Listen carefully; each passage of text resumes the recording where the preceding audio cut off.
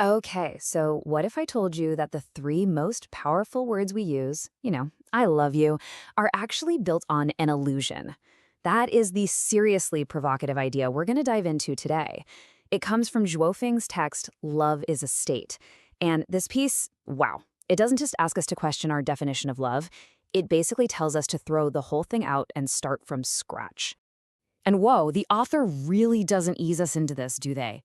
Right out of the gate, I love you is called a beautiful bubble. I mean, it's pretty, it's intoxicating for sure, but what do bubbles do? They pop. It's a really jarring idea, right? Because for so many of us, hearing or saying that phrase is kind of the ultimate goal. But from this perspective, it's not the destination at all. It's just the first clue that we need to understand something much, much deeper. All right, so let's get into it. Let's put this phrase right under the microscope. Why? Why on earth is I love you being called an illusion? What's so wrong with aiming our love at one specific person? So the author's argument is basically this. Saying I love you is kind of like trying to hold a soap bubble. Yeah, it's beautiful, it's captivating, but think about it. Its very nature is to be temporary. It's fragile. It's going to pop. And this isn't meant to be some cynical downer take on love. It's more like a diagnosis. The author is saying if this version of love is so unstable, then we've got to find the one that isn't, right? And that right there brings us to the core, absolutely game-changing idea of this whole text. The author is asking us to completely stop thinking of love as a verb, as an action we do to someone. Instead, it's a total reframe. We need to start seeing love as a noun, as a constant state of being that we just live in. Okay, but what does that even mean, a state of being? Well, the text gives us a couple of really powerful images to help us get it. First, think about the sun. The sun doesn't aim its light at one specific spot, does it? No, it just shines. It radiates everywhere, warming everything without picking and choosing. And then think of a flower. It doesn't bloom for a specific person walking by. It just blooms. It exists in this state of beauty. And that is the model for what true love is supposed to be, this constant, unconditional outward flow. Let's break this down even more, because this comparison is key. On one side, you've got the sun. That's love as a state. It just radiates everywhere, all the time, no conditions. But on the other side, you have a searchlight. What does a searchlight do? It needs a target. It has to aim its beam at one specific thing. And by doing that, it leaves literally everything else in darkness. The author's whole point is that what we usually call love is the searchlight, not the sun. Okay, I know, this is all starting to sound pretty philosophical, pretty abstract, so let's bring it down to earth a bit. How would we actually recognize this state in the real world? If true love is this constant radiation, what are the telltale signs? What does it actually feel like?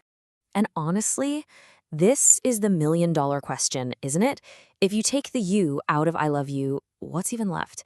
If this love isn't aimed at anyone in particular, what are its core characteristics? What qualities does it always have, no matter what? Well, the author lays out a really stark black and white divide. There's no gray area here. True love, this state of being, is always about warmth, harmony, positive energy. Always. And just as important is the flip side. If what you're feeling is creating pain, chaos, or suffering, then according to this very strict definition, it's just not love. It might be attachment, it might be desire, it might be a whole bunch of other things, but it isn't love. And this state of love is also just radically unconditional. You can't buy it, you can't command it, it's given freely with absolutely no strings attached. No debts, no you owe me, none of that. And here's where it gets really, really challenging for most of us to wrap our heads around. This love, it doesn't have a moral system. It doesn't judge between good and evil or right and wrong. Just like the sun, it shines on everybody, the saint and the sinner, with no distinction at all. Okay, hold on, because this is where the theory takes a really fascinating and honestly pretty provocative turn. If love is this measurable state, then the author suggests we can actually rank all living things in a hierarchy based on their love content. Basically, how much of this energy are they radiating? So think about all the ways we usually measure value: intelligence, power, wealth, even morality. The author says, forget all that. The only thing that truly separates a demon from a human or a human from a Buddha is their love content. It all comes down to the scope of their radiation. Are you a tiny little flashlight beam, or are you a blazing star? So here's how this ladder of existence gets laid out. At the very bottom, you have the demon, who only loves themselves. One step up is the animal, who can love one or maybe a few others. Then you have the human, who expands that circle of love to a group, their family, their country, their team, their religion. But way up at the top, you've got the Buddha or the angel. Their love radiates out to all of humanity and to everything with zero exceptions. It's a pretty challenging way to look at things, and it really forces you to think about how big or how small your own circle of affection is. And this hierarchy, it leads to what is maybe the most humbling and provocative line in the entire piece. The conclusion is that because our human love is almost always conditional, because it's limited to our specific group, we are, quote, actually not worthy of speaking of love. Wow. In this view, that true universal love is just, it's not something we can really do, at least not right now. So, where does that leave us? If our old definition of love is an illusion, and this new definition seems impossibly high to reach, what are we supposed to do? Well, the final section isn't about giving up. It's about setting a completely new goal. It lays out a path not to go find love, but to become love. So the whole point, the ultimate purpose, is an inside job. It's an internal transformation. The search for love is not some external quest to find the perfect person or the perfect thing. No, it's an internal journey to literally transform your own being into that of the sun, to become a constant, unconditional source of warmth and light for the world. And the text leaves us with this one last, really simple but powerful analogy to hammer the point home.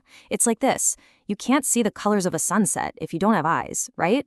Well, in the exact same way, you can't see or experience true love out there in the world unless you first built that state of love inside yourself.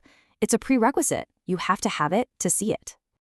And that really leaves us with a final question to chew on. If we actually accept this idea that love is a state of being, then the most important choice we make every day isn't who to love, but how we choose to radiate. Are you going to be a focused searchlight? Maybe a simple lamp? Or are you going to strive to become the sun?